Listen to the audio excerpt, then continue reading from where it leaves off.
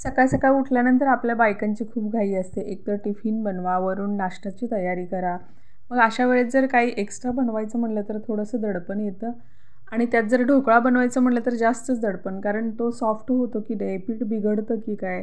पण असं काहीही होत नाही. तुम्हाला एक मी झटपट रेसिपी दाखवते, खूप सोपी आहे. तर चला रेसिपीला सुरुवात करूया. नमस्कार, मानवीज किचनमध्ये तुमचं स्वागत आहे. आता सुरुवातीला आपण इथं ढोकळ्याचं पीठ तयार करूया. त्यासाठी मी एका बाउलमध्ये 2 वाट्या बेसनचं पीठ घेतलं आहे. त्यामध्ये आपण 1 चमचा इसेन्स पावडर घालूया. त्यानंतर अगदी अर्धा चमच्यापेक्षा कमी आपण हळद घालूया आणि पाऊण चमचा मीठ घातले. तुम्ही तुमच्या चवीप्रमाणे इथे मिठाचा वापर करू शकता. आता थोडंसं पाणी टाकून हे सारण छान असं तयार करून घेऊया. हे सारण जास्त दाटसर किंवा जास्त पातळ नाही झालं पाहिजे. या स्टेजला तुम्ही जर व्यवस्थित पीठ तयार केलं ना तर पुढे गडबड होत नाही. गाठी व्यवस्थित फोडून घ्यायच्या. अगदी व्यवस्थित त्याला फेटत राहायचं 1-2 मिनटं. आता 10 मिनटं इथं मी झाकून ठेवते. 10 मिनटानंतर आपण चेक करूया. हे पीठ चांगलं भिजलेलं आहे. तुम्ही बघू शकता कुठेही गाठ थोडीशी सुद्धा राहिलेली नाही आहे. आता या स्टेजला आपण एक अर्धी पुडी इनोची घालूया. मी इसेन्स पावडर टाकली तरीसुद्धा मी इनोची अर्धी पुडी घालते. अगदी थोडंसं त्या इनोवरती पाणी टाकायचं आणि पटकन हे मिक्स करायचं. इनो टाकलं की लगेचच घाईमध्ये मिक्स करून लगेच या बॅटरला आपण एका भांड्यामध्ये लावून घ्यायचे. ही प्रोसेस इथं थोडीशी फास्ट करावी लागते. आता या भांड्याला मी ऑलरेडी पहिलंच तेल लावून ठेवलेलं होतं. आता हे सारण यामध्ये पटकन टाकून घेऊ.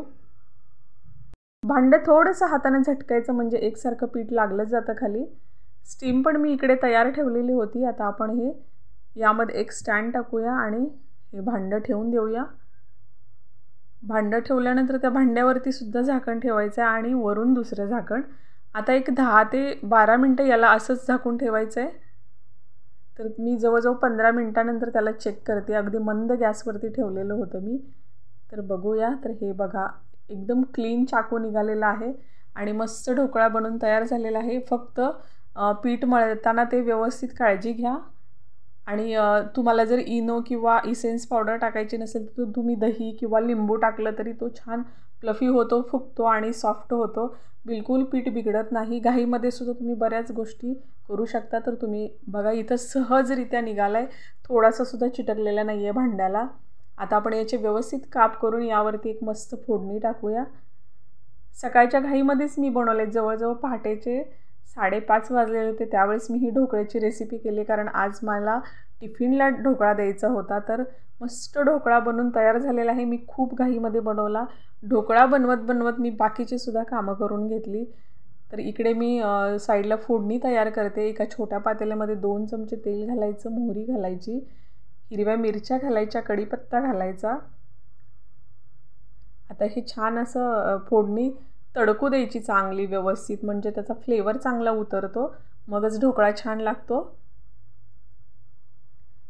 आता त्यामध्ये साखरेचं पाणीसुद्धा मी टाकलेलं आहे, पण ते थोडंसं माझ्याकडून व्हिडिओ स्किप झाला. फोडणीमध्येच थोडीशी वाटीमध्ये साखर विरघळायला ठेवायची आणि ते टाकून द्यायचं. आता हे सारण व्यवस्थित वरून टाकायचं. मस्त ढोकळा तयार आहे. घाईमध्ये तुम्ही बनवून मुलांना द्या. बॅटर व्यवस्थित बनवा, तिथे गडबडू नका. कशी वाटली रेसिपी मला पण सांगा, म्हणजे मलाही बरं वाटेल. आणि जर तुम्हाला मानवीज किचनच्या जर रेसिपी आवडत असतील तर चॅनल एकदा सबस्क्राईब जरूर करा.